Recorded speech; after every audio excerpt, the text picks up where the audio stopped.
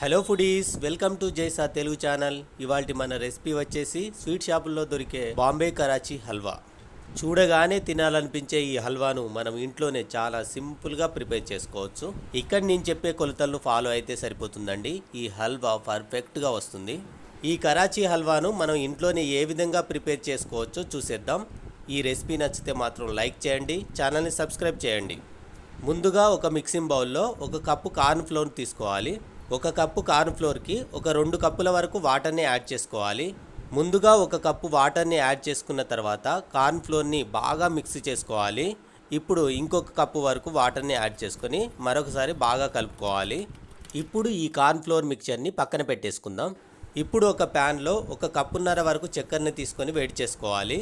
బాగా స్వీట్గా కావాలనుకునేవారు మాత్రం ఒక 2 కప్పుల వరకు చక్కెరని తీసుకోండి. ఈ చక్కెరలో ఒక అరకప్పు వరకు వాటర్ని పోసుకొని బాగా కలుపుకోవాలి. ఈ విధంగా గరిటెతోటి చక్కెరను కలుపుకుంటూ చక్కెర పూర్తిగా కరిగిపోయేంత వరకు వేడి చేసుకోవాలి. ఈ హల్వా ప్రిపరేషన్ మొత్తం కూడా స్టవ్ని మీడియం ఫ్లేమ్లోనే ఉంచి కుక్ చేసుకోవాలి.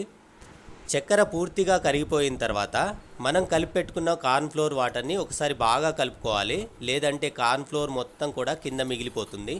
ఈ కార్న్ ఫ్లోర్ వాటర్ని ఈ చక్కెర పాకాన్ని కలుపుకుంటూ యాడ్ చేసుకోవాలి. ఇప్పటి నుండి మనకు ఈ ప్రాసెస్ అంతా అయిపోయేంత వరకు చాలా ఓపిక ఉండాలి. ఈ ప్రాసెస్ అయిపోయేంత వరకు ఈ పానకాన్ని కలుపుతూనే ఉండాలి. ఒకవేళ మనం కలపడం ఆపేస్తే మాత్రం గడ్డలు కట్టేస్తుంది. పానకం మొత్తం కూడా ఈ విధంగా చిక్కబడేంత వరకు కలుపుకుంటూ కుక్ చేసుకోవాలి. ఒకవేళ కలపడం ఆపేశారనుకోండి అడుగంటిపోతుంది. ఈ పానకం మొత్తం కూడా ఈ విధంగా చిక్కబడడానికి ఒక 7 లేదా 8 నిమిషాల టైం పడుతుంది. ఇప్పుడు నెయ్యిని యాడ్ చేసుకొని బాగా కలుపుకోవాలి. నెయ్యిని ఒకేసారి వేయకుండా కొంచెం కొంచెం వేసుకొని కలుపుకుంటూ ఉండాలి. మనం తీసుకున్న కార్న్ ఫ్లోర్కి చక్కెరకి ఒక 100 గ్రాముల వరకు నెయ్యి అయితే సరిపోతుంది. ఈ మిక్చర్ అంతా కూడా ఈ విధంగా పర్ఫెక్ట్గా చిక్కబడిన తర్వాత ఒక ½ టీ స్పూన్ వరకు ఇలాచీ పౌడర్ని వేసుకోవాలి. ఒక పావు టీ స్పూన్ వరకు ఫుడ్ కలర్ను కూడా వేసుకోండి. ఈ ఫుడ్ కలర్ని ఆరెంజ్ కలర్ కానీ రెడ్ కలర్ కానీ వేసుకొని కలుపుకోవచ్చు. ఇందులోనే మనం సన్నగా తరిపెట్టుకున్న జీడిపప్పు బాదం పలుకులను వేసుకోవాలి. ఇప్పుడు ఇంకా కొంచెం నెయ్యిని యాడ్ చేసుకొని ఒకసారి బాగా కలుపుకోవాలి.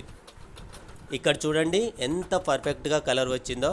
ఈ విధంగా వచ్చేంత వరకు కలుపుకోవాలి. ఇప్పుడు ఈ ప్యాన్ తీసుకొని పక్కన పెట్టేసి పూర్తిగా చల్లారనివ్వాలి.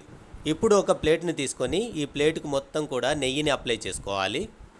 నెయ్యిని ప్లేట్కి ఈ విధంగా అప్లై చేసుకున్న తర్వాత హల్వాను ఈ ప్లేట్లో వేసుకోవాలి. ఈ హల్వా మొత్తం కూడా ప్లేట్ షేప్ వచ్చే విధంగా సెట్ చేసుకోవాలి. మనం రౌండ్ షేప్లోనే కాదు ఏ షేప్లో ఉండే ప్లేట్నైనా తీసుకోవచ్చు.